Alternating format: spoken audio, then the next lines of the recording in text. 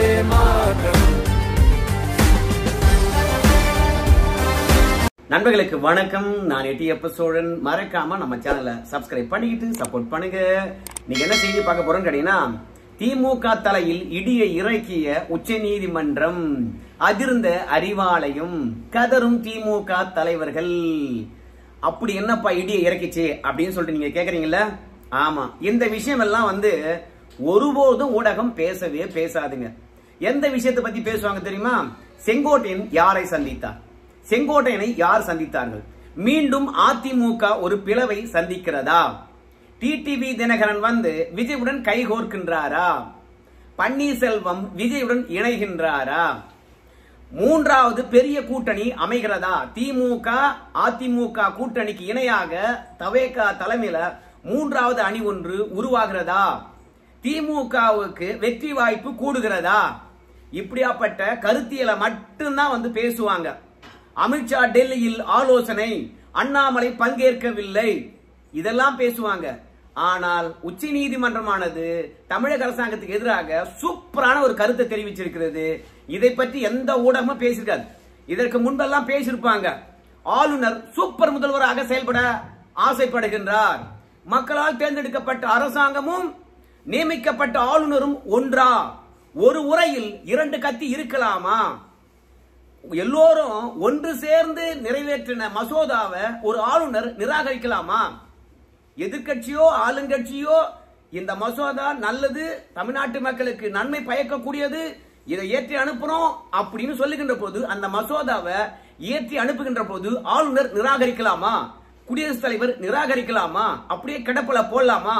1400 நாட்கள் மசோதா கிடப்பில போட்டா எந்த நோக்கத்துக்காக மசோதாவை நம்ம நிறைவேற்றுகின்றோமோ அந்த நோக்கம் பாழ்பட்டு போய்விடுகிறது.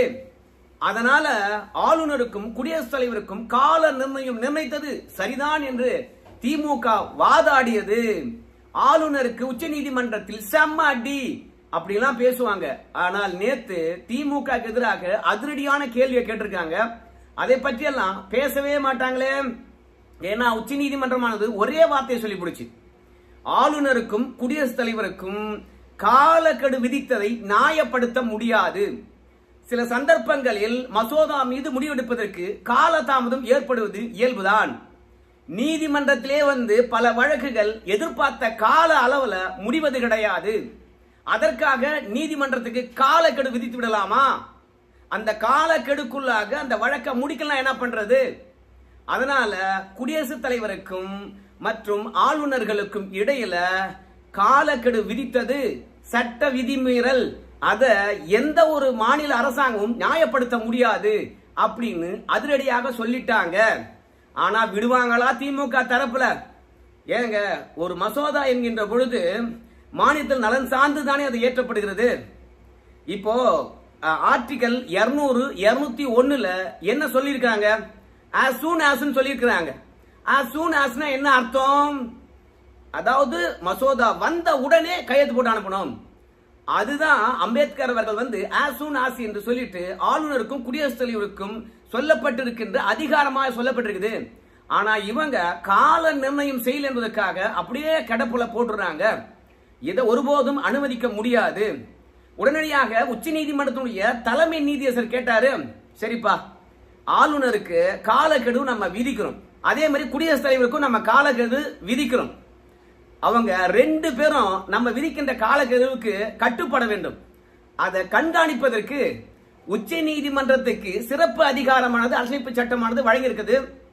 இந்திய அரசியலமைப்பு சட்டம் 142வது பிரிவு. அதுல கொண்டு இதை சேர்த்துலாமா அப்படின்னு கேட்டாங்க. அதுக்கு திமுக தரப்பில் இருந்து எந்த விதமான வெளிப்படையான தடைகள் இல்லை என்றாலும் ஆளுநரையும் குடியரசுத் தலைவரையும் கண்காணிக்கக்கூடிய ஒரு சட்டமாக இது அப்படியே உச்ச நீதிமன்றத்துக்கு இருக்கக்கூடிய சிறப்பு சட்டத்துல சேர்த்துலாமே அப்படின்னு சொல்லிட்டு கேட்டாங்க. உடனடியாக இன்னொரு நீதியரசர் கேட்டாரு, இப்ப சட்டம் இயற்றுவதற்கு யாருக்கு அதிகாரம் இருக்குது? சட்டமன்றத்துக்கு இருக்குது, நாடாளுமன்றத்துக்கு இருக்குது. உச்ச நீதிமன்றத்துக்கு சட்டம் இயற்றுவதற்கான அதிகாரம் இருக்குதா கேட்டாங்க. அதிகாரம் இல்லை இல்லையா? அப்போ குடியரசுத் தலைவருக்கு காலக்கெடு விதிப்பதற்கான சட்டம் எங்கே இயற்றப்பட வேண்டும்? நாடாளுமன்றத்தில் தானே. அதுக்கு அரசியலமைப்பு சட்டத்தை தானே திருத்த வேண்டும். நீதிமன்றத்தில் வந்து முறையிட்டு இருக்கீங்க. ஆளுநருக்கும் மற்றும் குடியரசுத் தலைவருக்கும் 3 மாதம் காலக்கெடு விதித்தத நீங்க உச்ச நீதிமன்றத்துடைய சிறப்பு அதிகாரம் பிரிவு 142 சேர்த்துட்டு நீங்களே கண்காணிச்சிருங்க அப்படின்னு சொல்றீங்க. இப்போ காலக்கெடு 2 பேருக்கு விதிக்க வேண்டும் என்றால் நாடாளுமன்றம் தான் முடிவெடுக்க வேண்டும். ஏன் நீதிமன்றத்தில் வந்து முறையிட்டு இருக்கீங்க அப்படின்னு சொன்னாங்க. மீண்டும் இன்னொரு நீதியரசர் கேட்டாரு, என்னங்க நீங்க இப்ப காலக்கெடு நம்ம விதிச்சிடுறோம், குடியரசுத் தலைவருக்கும் ஆளுநருக்கும் 2 பேரும் காலக்கெடுவை மதிக்கல, நம்ம உத்தரவு போட்டும் அந்த உத்தரவை நடைமுறைப்படுத்தல. அப்போ உச்ச நீதிமன்றமானது அவங்க 2 பேர் மீதும் என்ன நடவடிக்கை எடுக்கணும், அவங்க 2 பேருக்கும் என்ன தண்டனையை வழங்கணும் அரசியலமைப்பு சட்டத்தில் சொல்லியிருக்குதா? இப்போ நீதிமன்றமானது தீர்ப்பு வழங்கி விடுகிறது, இந்த மாதத்திலிருந்து நீங்க நடவடிக்கை எடுத்துத்தான் ஆக வேண்டும் ஒரு தீர்ப்பு வழங்கி விடுகின்றார்கள். அந்த தீர்ப்பை குடியரசுத் தலைவரும் ஆளுநரும் நடைமுறைப்படுத்தல. அப்போ அது நீதிமன்ற அவமதிப்பு வழக்கு தானே. அந்த நீதிமன்ற அவமதிப்பு வழக்க ஒவ்வொரு மாநிலமும் வந்து பாத்தீங்கன்னா நீதித்துறையை நாடி வரும். அப்போ வழக்கை விசாரித்து ஆளுநர் குடியரசுத் தலைவரும் நீதிமன்ற அவமதிப்பு செஞ்சிருக்காங்கன்னா அவங்களுக்கு நம்ம தண்டனை விதிக்கிறோம்னா அந்த தண்டனை என்ன தண்டனை, அந்த தண்டனையை யார் ஏற்றுக்கொள்வது? ஆளுநரை பின்னாடி இருந்து இயக்கக்கூடிய மத்திய அரசா, இல்ல மத்திய அரசுக்கு பொறுப்பா இருக்கக்கூடிய குடியரசுத் தலைவரா? யாரு நம்ம விதிக்கின்ற தண்டனையை ஏற்றுக்குவாங்க?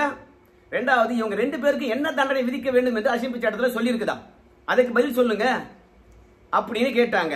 அதுக்கு உடனடியாக திமுக தரப்பிலிருந்து, ஏங்க நம்முடைய சபாநாயகருக்கு தெரியுமா, அந்த சபாநாயகர்களுக்கெல்லாம் நீங்க உத்தரவிட்டு இருக்கீங்க தெரியுமா, 3 மாதத்துக்குள்ளாக நீங்க முடிவெடுக்க வேண்டும் அப்படின்லாம் உத்தரவிட்டு தெரியுமா? சபாநாயகர் என்ன நீதிமன்றத்துக்கு கட்டுப்பட்டவரா? சட்டமன்றம் தனியே இயங்கும், நாடாளுமன்றம் தனியே இயங்கும், அதே மாதிரி உச்ச நீதிமன்றம் தனியே இயங்கும். இந்த 3 அதிகார அமைப்புகளும் ஒன்றுடன் ஒன்று வந்து மோதிக்கொள்ள கூடாது, யாருடைய அதிகார வரம்பையும் யாரும் தலையிடக்கூடாது அப்படின்னு சொல்லப்பட்டிருக்கின்ற போது நீங்க ஏங்க சட்டமன்ற சபாநாயகருக்கு மட்டும் 3 மாதத்துக்குள்ளாக நீங்க நடவடிக்கை எடுக்கணும்னு சொல்லிட்டு உத்தரவிடுங்க? அங்க காலக்கெடு விதிக்கின்ற போது ஆளுநருக்கு காலக்கெடு விதித்தா என்ன, குடியரசுத் தலைவருக்கு காலக்கெடு விதித்தா என்ன அப்படின்னு கேட்டாங்க. அதுக்கு தலைமை நீதியரசரை பொறுத்த வரைக்கும் சில குறிப்பிட்ட வழக்குகள்ல நாம அந்த மாதிரி உத்தரவிட்டு இருக்கின்றோம் அப்படின்னாங்க. இல்லைங்க, தெலுங்கானாவில் சட்டமன்ற உறுப்பினர்களை தகுதி நீக்கம் செய்கின்ற வழக்கு, அங்க சபாநாயகர் வந்து பாத்தீங்கன்னா நடவடிக்கை எடுக்கவே இல்லை, நீதிமன்றத்துக்கு வந்தது. அவங்க சஸ்பெண்ட் பண்ணிட்டீங்களா இல்ல எம்எல்ஏவா தொடர்றாங்களா, என்ன முடிவு சபாநாயகர் சொல்லணும்னு சொல்லிட்டு 3 மாத காலம் வந்து பாத்தீங்கன்னா அவகாசம் வழங்கினீங்க. இப்போ அதே மாதிரி தானே இங்க ஆளுநர் குடியரசுத் தலைவருக்கும் நாம காலக்கெடு விதித்திருக்கிறோம், இதுக்கும் அதுக்கும் என்ன மாற்றம் அப்படின்னு சொன்னாங்க. அதுக்கு நீதியரசரை பொறுத்த வரைக்கும் ஒரு குறிப்பிட்ட வழக்கில் நாம அந்த மாதிரி உத்தரவிடுகின்றோம், அந்த வழக்கினுடைய தன்மை அப்பேற்பட்டது அப்படின்னு சொன்னாங்க.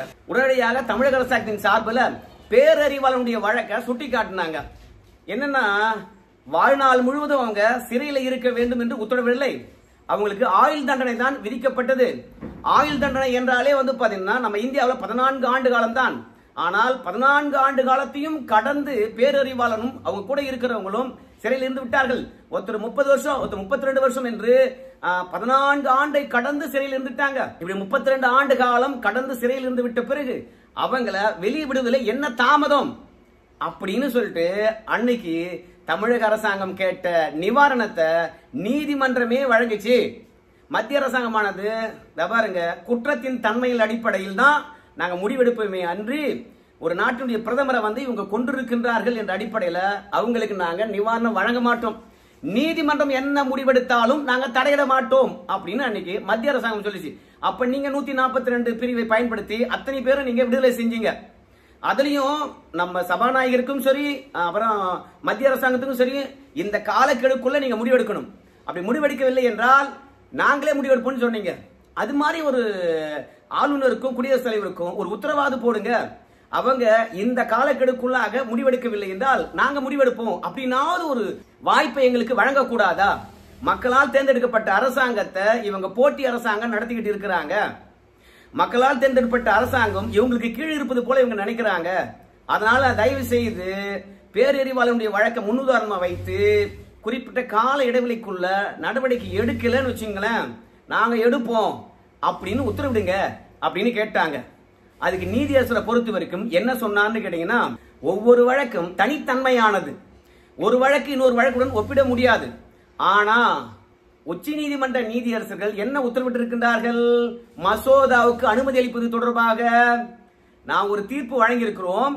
அந்த தீர்ப்பு இந்தியாவில் இருக்கக்கூடிய எல்லா ஆளுநர்களுக்கும் குடியரசுத் தலைவருக்கும் பொருந்தும் என்று சொல்றாங்க. சில பர்டிகுலரான வழக்குல இந்த மாதிரி முடிவெடுக்கலாமா கண்டி? ஒட்டுமொத்த ஆளுநர்களுக்கும் கால நிர்ணயம் செய்வது நியாயமானதா? அரசியலமைப்பு சட்டமானது அதுக்கு அனுமதிக்கிறதா? எப்படி? அதனால ஒட்டுமொத்த ஆளுநருக்கும் குடியரசுத் தலைவருக்கும் கால நிர்ணயம் விதித்தது நியாயமானது கிடையாது. எந்த ஒரு சட்டத்தின் அடிப்படையும் அது நியாயப்படுத்த முடியாது அப்படின்னு உச்சநீதிமன்ற நீதியரசர் அதிரடி காட்டிட்டாங்க. ஒவ்வொரு வழக்குடைய சூழ்நிலையை பொறுத்து ஒவ்வொரு தீர்ப்புகள் அமையும். ஆனால் உங்களுக்கு இருக்கின்ற பிரச்சனை அடிப்படையை வச்சு ஒட்டுமொத்த இந்தியாவில் இருக்கக்கூடிய ஆளுநருக்கும் குடியரசுத் தலைவருக்கும் கால நிர்ணயம் செய்ததை எப்படி ஏற்க முடியும் அப்படின்னு போட்டாங்க பாரு. அதோடைய உத்தரவு பாருங்க. நீங்க என்ன வாதாடினாலும் சரிங்க, கால நிர்ணயம் செய்ததை நியாயப்படுத்தவே முடியாது. as soon as என்றால் ஆளுநருக்கு என்ன அதிகாரம் இருக்குதோ அந்த சட்ட வரம்பை மீறி அவரும் செயல்பட மாட்டார். அப்படி செயல்பட்டார்கள் என்றால் நீங்க நீதிமன்றத்தை நாடலாம். ஆனா அதற்காக இதுதான் ஃபைனல், இனிமே 3 மாதத்துக்குள்ளாக குடியரசுத் தலைவராக இருந்தாலும் ஆளுநராக இருந்தாலும் நடவடிக்கை எடுத்தாகணும் மசோதாவில் அப்படின்னு சொல்றத எப்படி ஏற்றுக்கொள்ள முடியும்? அரசியலமைப்பு சட்டத்துக்கு எதிராக ஒரு மசோதா ஏற்றி அனுப்புறாங்க. இது நீதிமன்றம் கேட்டது. நாம என்ன கேட்கறோம்னு கேட்டீங்கன்னா, இப்ப திடீர்னு தமிழகத்துல திராவிட அரசு இருக்குது. இந்த திராவிட அரசானது கடந்த காலங்கள்ல தனிநாடு கேட்டது. இன்னைக்கு ஒட்டுமொத்த மக்களும் தனிநாடு கேட்கிறாங்க. நாங்க தனிநாடு கோரிக்கையை மசோதா ஏற்றி அனுப்புறோம், ஆளுநர் குடியரசுத் தலைவரும் கையெழுத்து போடுங்க அப்படின்னு சொன்னா 2 பேரும் கையெழுத்து போடணுமா? அப்ப கையெழுத்து போட்டா தமிழ்நாடு தனிநாடு ஆயிடுமா? சோ இதெல்லாம் நீதிபதிகள் வெளிப்படையா சொல்லல. ஆனா அவங்க மனசுக்குள்ள இருக்குமா இல்லையா? ஆளுநருக்கு காலக்கெடு விதித்து 1 மாதத்துக்குள்ளாக ஆளுநர் முடிவெடுக்க வேண்டும், குடியரசுத் தலைவரும் 1 மாதத்துக்குள்ளாக முடிவெடுக்க வேண்டும். குடியரசுத் தலைவருக்கு மனு அனுப்புவதாக இருந்தால் 3 மாதத்துக்குள்ளாக அனுப்பிவிட வேண்டும். குடியரசுத் தலைவர் வந்த பிறகு 1 மாதத்துக்குள்ளாக முடிவெடுக்க வேண்டும். அந்த முடிவு அனுமதி அளிக்கலாம், விளக்கங்கள் கோரலாம், இல்ல திருப்பி அனுப்பலாம். 2வது முறையாக ஏற்றி அனுப்புகின்ற போது அந்த மசோதாவுக்கு அப்படியே பாத்தீங்கன்னா ஒப்புதல் அளிக்க வேண்டும். இப்படி ஒரு நடைமுறை இருந்துச்சுன்னா நாம தனிநாடு கேட்டு ஒரு தீர்மானம் ஏற்றி அனுப்புறோம்னு வச்சுங்களேன். முதல் முறை விளக்கம் கேட்கறாங்க, விளக்கம் சரியில்லைன்னு சொல்லிட்டு அனுப்பி வச்சிடறாங்க. 2வது முறை அதையே ஏற்றி அனுப்புகின்ற போது கண்மூடிக்கொண்டு ஆளுநரும் குடியரசுத் தலைவரும் கையெழுத்து போடணுமா? நிதி மசோதா மட்டும்தான் எந்தவித கேள்வியும் இல்லாம கையெழுத்து போடணும் அப்படின்னு நம்ம முன்னோர்கள் அரசியலமைப்பு சட்டத்துல சேர்த்திருக்கிறாங்க. நம்ம முன்னோர்கள் என்ன முட்டாள்களா? இல்ல இந்த அரசியலமைப்பு சட்டத்தை தொகுத்தவர்கள் ஒருவரா 2 பேரா? எத்தனை சட்ட மேதைகள் எத்தனை முறை விவாதம் நடத்தியிருக்கிறாங்க, எவ்வளவு போராட்டங்கள், எத்தனை விதமான கருத்துக்களை கேட்டு மக்களிடையே கொண்டு போய் சேர்த்து அதற்கு பிறகு இதுதான் இந்தியாவுடைய அரசியலமைப்பு சட்டம் என்று கொண்டு வந்திருக்கிறாங்க. ஆனால் சில பேருடைய சுயநலத்துக்காக உடனடியாக ஆளுநர் ஒப்புதல் அளிக்க வேண்டும் என்று சொல்வது எந்த விதத்தில் நியாயம்? ஒண்ணுமே கிடையாதுங்க. ஒரு உதாரணத்தை சொல்லி நான் அந்த வீடியோ முடிச்சு போடுங்க. கலைஞர் பல்கலைக்கழகம் அப்படி சொல்லக்கூடாது, கலைஞர் பெயரால் பல்கலைக்கழகம் கும்பகோணத்தை ஏற்படுத்த போறாங்க. அதற்கான சட்ட மசோதாவை திமுக அரசாங்கமானது இயற்றி அனுப்பி இருக்கிறது. கும்பகோணத்துல ஒரு பல்கலைக்கழகம் அமைக்க போறோம், எனக்கு ஒப்புதல் அளிங்க அப்படின்னு சொல்லிட்டு போட்டு அனுப்பலாம் இல்லையா?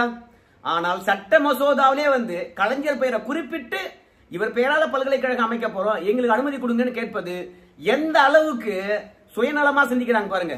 எங்களுக்கு அதிகாரம் இருக்குது, நாங்க என்ன வேணாலும் முடிவெடுப்போம், யார் பேர்ல வேண்டுமானாலும் பல்கலைக்கழகத்தை தொடங்குவோம், நீ அனுமதி கொடுக்கணும் அப்படின்னு சொன்னா எந்த அளவுக்கு நியாயம்? ஏன்பா கலைஞர் பேரால பல்கலைக்கழகம் அமைந்தால் அது மக்களுக்கு தானே நல்லது, யார் பேர்ல அமையணும் அப்படின்னு ஏன் நம்ம பார்க்கணும் அப்படின்னு நீங்க சொன்னீங்கன்னா, அதே மாதிரிதான் சிவகங்கை, கன்னியாகுமரி இந்த மாதிரி மாவட்டங்கள்ல சட்ட கல்லூரி கேட்டாங்க. அப்போ நம்முடைய சட்டத்துறை அமைச்சராக இருந்தவர் ரகுபதி அவர் என்ன சொன்னா தெரியுமா? நம்ம இடத்துல நிதி ஆதாரம் கிடையாது, அதெல்லாம் மதுரையில் இருக்கிறது சட்டக்கல்லூரி, அங்க படிச்சுக்குவாங்க. தமிழ்நாட்டு மக்களை பொறுத்த வரைக்கும் தேனி போல எங்க கல்வி இருக்குதோ அந்த கல்வியை தேடி படிப்பார்கள், அதனால்தான் தமிழகம் கல்வியில உயர்ந்து நிக்குது அப்படின்னு சொன்னார். அப்போ சட்டக்கல்லூரி சில மாவட்டங்களுக்கு போகவே கூடாது, கேட்டாலும் நிதி இல்லைன்னு சொல்றாங்க. ஆனால் அதே சட்டப்பேரவை அமர்வுல கும்பகோணத்துல கலைஞர் பல்கலைக்கழகம் அமைவதற்கு மட்டும் பணம் இருக்குதா? அதனால்தான் அந்த மசோதா ஏற்றி அனுப்பிச்சிருக்காங்க. ஆளுநர் இன்னும் கையெழுத்து போடல. இந்த மாதிரி தன்னுடைய புகழ் பாடுவதற்கும் தன்னுடைய குடும்பத்தினுடைய புகழ் பாடுவதற்கும் அரசு பணம் வீணாவதெல்லாம் ஆளுநர் வேடிக்கை பார்ப்பாங்களா? அதனால்தான் குடியரசுத் தலைவருக்கும் ஆளுநருக்கும் கால நிர்ணயம் நிர்ணயித்தது எந்த விதத்திலும் நியாயப்படுத்தவே முடியாது. ஒரு வழக்க இன்னொரு வழக்குக்கு உதாரணமாக எடுத்துக்கொள்ள முடியாது ஒருவேளை ஒரு வழக்கினுடைய வழிமுறையை நாம பின்பற்றலாம், ஆனால் அந்த வழக்கினுடைய தீர்ப்பை தான் இந்த வழக்குக்கு நீங்க வழங்கணும் அப்படின்னு சொல்றது ஏற்புடையது கிடையாது என்று சொல்லிட்டு ஆளுநருக்கும் குடியரசுத் தலைவருக்கும் காலக்கெடு விதித்தது நியாயமற்றது, நியாயப்படுத்த முடியாது என்று சொல்லிட்டு திமுக தலையில இடி இறக்கிருக்காங்க. இனிமே ஆளுநர்கள் பாத்தீங்கன்னா சுயமா முடிவெடுக்கலாம். அரசமைப்பு சட்டத்தில் என்ன சொல்லப்பட்டிருக்குதோ அந்த அரசமைப்பு சட்டப்படி செயல்படலாம். ஒருவேளை ஆளுநருக்கும் குடியரசுத் தலைவருக்கும் காலக்கெடு நிர்ணயிக்க வேண்டும் என்றால் உச்சநீதிமன்றமானது நாடாளுமன்றத்துக்கு உத்தரவிடலாம். குடியரசுத் தலைவருக்கும் ஆளுநருக்கும் காலக்கெடு விதிக்கின்ற அளவுக்கு சட்ட திருத்தத்தை கொண்டு வாங்க. அதன் அடிப்படையில் கால நிர்ணயம் எதுவாக நிர்ணயித்தால் சரியா இருக்கும். மாநில அரசாங்கங்களும் பாதிப்படையக்கூடாது, மத்திய அரசாங்கமும் பாதிப்படையக்கூடாது, மக்களும் பாதிப்படையக்கூடாது. இவற்றையெல்லாம் கலந்து ஆலோசித்து ஏகோபித்த முடிவில் பார்லிமெண்ட் ஆனது காலக்கெடுவை நிர்ணயிக்கக்கூடிய ஒரு சட்டத்தை கொண்டு வரலாம் என்று உத்தரவிடலாமே என்று நாங்க 142வது பிரிவு அதிகாரமிக்கதை வைத்திருக்கின்றோம். நாங்க குடியரசுத் தலைவருக்கும் ஆளுநருக்கும் காலக்கெடுவை நிர்ணயிப்போம், அதை கடைபிடிக்க வேண்டும் அப்படின்னு உத்தரவிடுவதெல்லாம் சரி கிடையாது. தமிழக அரசாங்கத்துக்கு அந்த 10 மசோதாவுக்கு ஒப்புதல் அளித்த பிறகு பஞ்சாப், மகாராஷ்டிரா போன்ற மாநிலங்கள் கூட உச்சநீதிமன்றத்தை நாடின. அப்போ உச்சநீதிமன்றமானது தமிழக அரசாங்கத்துக்கு என்ன தீர்ப்பு வழங்கணுமோ அந்த தீர்ப்பு பஞ்சாப், மகாராஷ்டிரா மாநிலத்துக்கும் பொருந்தும் என்று உத்தரவிட்டார்கள். அதையும் பாத்தீங்கன்னா நீதியரசர்கள் கண்டித்து இருக்கின்றார்கள். ஒரு மாநிலத்துக்கு வழங்கின தீர்ப்பு எப்படி எல்லா மாநிலத்துக்கும் பொருந்தும்? எப்படி அந்த வழக்கில் இதை நீங்க சம்பந்தப்படுத்தி நீங்க ஆளுநருக்கு எதிராக, குடியரசுத் தலைவருக்கு எதிராக தமிழக அரசாங்கம் சார்பில் தொடுக்கப்பட்ட வழக்கில் வந்த தீர்ப்பை பயன்படுத்தலாம் என்று உத்தரவிடலாம்? இதெல்லாம் நியாயமற்றது என்று சொல்லிடுறாங்க. மொத்தமா திமுக தலையில விடிந்திருக்கிறது உச்சநீதிமன்றம் போட்ட குண்டு. அதனால அறிவாலயமானது நிச்சயம் மகிழ்ச்சியா இருக்காது. என்ன வழக்கு திசை திரும்புது? 14 கேள்வி கேட்டாங்க குடியரசுத் தலைவர், அவங்களுக்கு சாதகமா வந்துருமோ அப்படின்னு அச்சத்தில் இருக்காங்க. என்ன நடக்க போகுதுன்னு பொறுத்து பார்க்கலாம். நன்றி நண்பர்கள்.